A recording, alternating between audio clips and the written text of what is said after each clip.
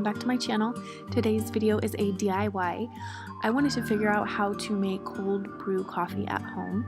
I was kind of sick of paying $5 a coffee at Starbucks or at the coffee shop, so I wanted to figure out how to do it myself so I could have some at home. In the summer I like to drink iced or cold coffee instead of hot coffee, so I wanted to figure out how to do it. I did this a couple times before figuring out how I wanted to do it. Initially I thought I would try it with like Folgers or cheap coffee, and I do not recommend that. It was not good. I ended up using like pre-ground Starbucks coffee because I don't have a grinder and I didn't want to invest a whole ton of money into this until I knew that I enjoyed it at home. So I ended up using the pre-ground Starbucks, any kind. I went with a darker roast and it turned out really good. So the things that I needed, I went with a quart jar, just a bowl to pour into. I got this strainer from the Dollar Tree as well as the coffee filter, and any glass container will do to keep it stored in the refrigerator.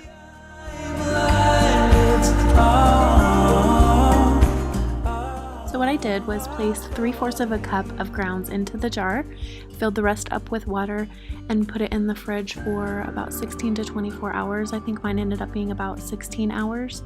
And then I inverted it just a couple times during that time, and then I took it out and strained it. I wouldn't recommend shaking it, just inverting it slowly. I read somewhere that it releases the bitterness in the coffee if you shake it. This is after about 16 hours in the refrigerator. Then I just took it out and inverted it just a couple more times. It might never come.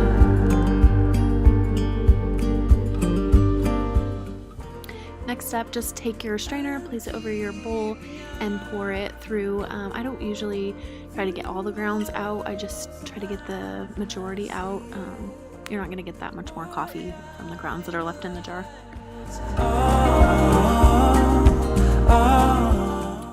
This is the grounds that I had left over after straining the first time.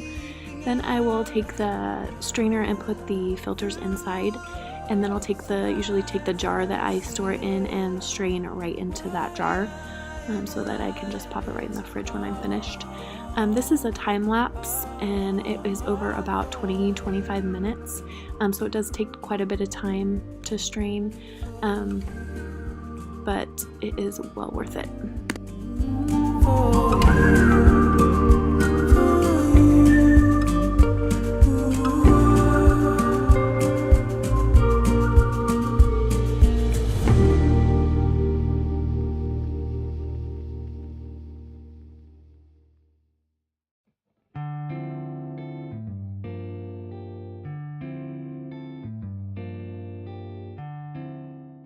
So this is nearing the end of the straining process.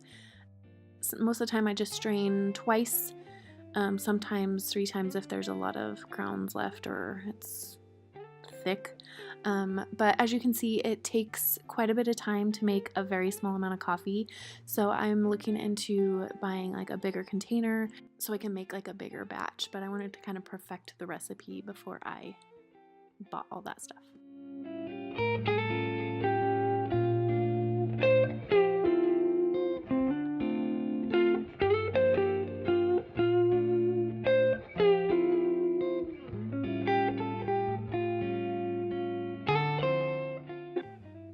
This is the recipe that I've been loving recently. I'll take about 8 ounces of the coffee and add it to the cup, and then sometimes I'll just have it on ice, sometimes I'll just have it in a cup, sometimes I'll blend it in the blender. Most of the time I have it just like here, but then I'll take some of the almond and coconut milk. I accidentally bought this. This was not on purpose, but if you are a coconut lover, or a fan of coconut, try this. It's really good. But then I will add about a tablespoon of the French vanilla coffee mate creamer, or I have recently discovered the silk the caramel one. It's really good too, and it has a few less calories, but I try to stay away from the sugar-free ones because they have like aspartame and sucralose and all that stuff that I cannot have. Long story, but yeah, that's the recipe that I love, and it is so good. And I'll usually have one of these, maybe two on a long day, but yeah, so thank you guys for watching. Happy coffee making, and let me know in the comments below if you made it and tried it and what other little concoctions you came up with, or your favorite iced coffee recipe. Don't forget to like and subscribe.